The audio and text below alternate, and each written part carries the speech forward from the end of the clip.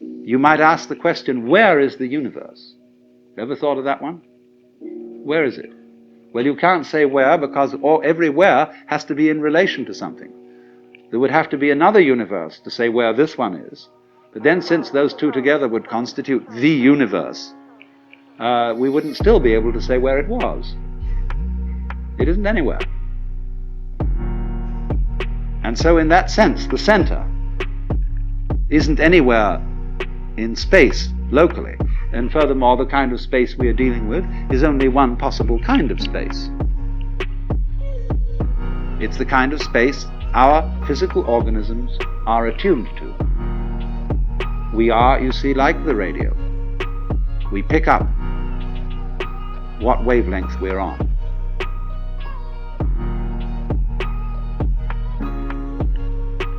So then, when inquirers used to come to that great modern Hindu saint, Sri Ramana Maharshi, and they'd ask him all sorts of silly questions, like, who was I in my last incarnation? What will I be in my next one? He would always reply, who is asking the question? Who are you? Find out, because that's the thing you need to know. As it were, dig down into the depths of your being and say, what is this that I call I? That's one of the very fascinating questions. It teases us out of thought to think about death in the sense of going to sleep and never waking up. Imagine that. And you find you can't. And yet it's a thought that, although you can't get to grips with it, it remains fascinating. Also the question, how is it suddenly that you awakened into this world? Where were you before? In Zen Buddhism, they have the meditation problem, the koan. Before your father and mother conceived you, what is your original nature? And that's the same sort of weird question as what it would be like to go to sleep and never wake up. What was it like to wake up having not previously gone to sleep? It's very mysterious. But as you go on and plumb this question, you begin to develop the feeling that your existence is exceedingly odd.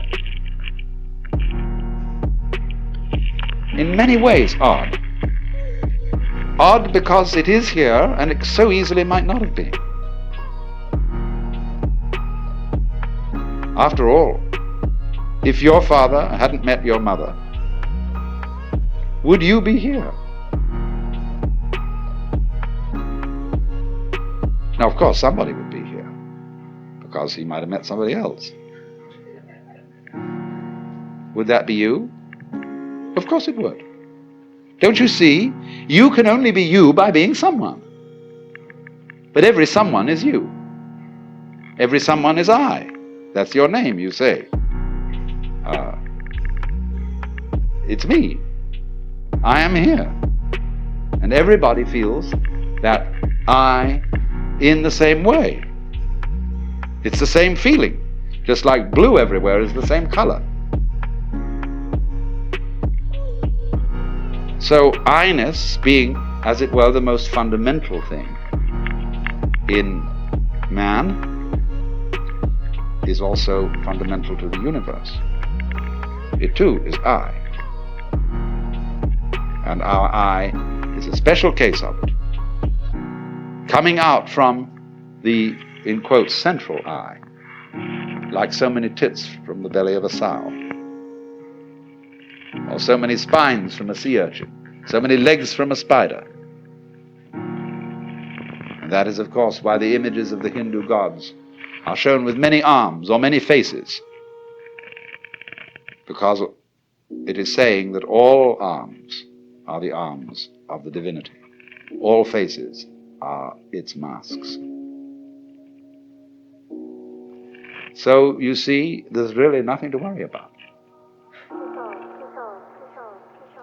Because the important you is perfectly indestructible. It's what there is. Our comings and goings, our fortunes and misfortunes are a sort of mirage. The more we know about them, the more we know about the world, the more diaphanous it seems. And therefore everything in the world has the characteristics of smoke. You know, when you blow a cigarette or pipe or something and a cloud of smoke and you see it in the sunbeam, and it's full of whorls and designs and all kinds of marvelous things going on, and then slowly it disappears. Well, everything's just like that.